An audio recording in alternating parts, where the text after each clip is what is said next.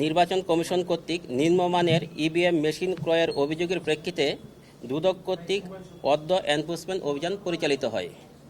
অভিযোগ হলো 2018 সালে নির্বাচন কমিশন 1,50,000 ইভিএম মেশিন ক্রয় করে।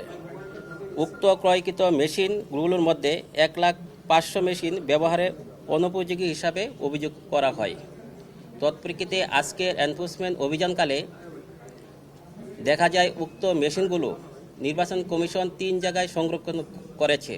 এক নির্বাচন কমিশনে, দ্বিতীয় হলো বিএমটিএফে, তৃতীয় হলো নির্বাচন কমিশনের আঞ্চলিক 10টি কার্যালয়ে।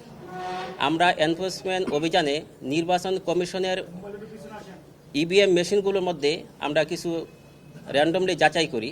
তন্মধ্যে 3টি মেশিনের মধ্যে আমরা একটি মেশিন ত্রুটিপূর্ণ পেয়েছি, আর যান্ত্রিক ত্রুটিপূর্ণ পেয়েছি, কিছু অচল পেয়েছি আর কি। নির্বাচন কমিশনে আমরা পেয়েছি 618টি ইভিএম মেশিন সংরক্ষণ করেছে, আর বাকিগুলো তারা বিএমটিএফে প্রায় 86,000 মেশিন, আর আঞ্চলিক 10টি অফিসে প্রায় 62,000, আনুমানিক 62,000 মেশিন সংরক্ষণ করেছে। আমরা বাকিগুলো আজকে দেখতে পারি নাই।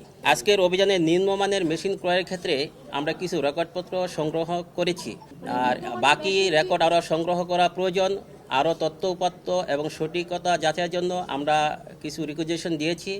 বাকি রেকর্ডপত্র প্রাপ্তির সাপেক্ষে আমরা এটা বলতে পারবো। আমরা বুঝি না, অভিযোগে বলা হয়েছে নিম্নমানের মেশিন ক্রয় করা হয়েছে, সেই প্রেক্ষিতে আমরা কিছু রেকর্ডপত্র সংগ্রহের জন্য বলা হয়েছে।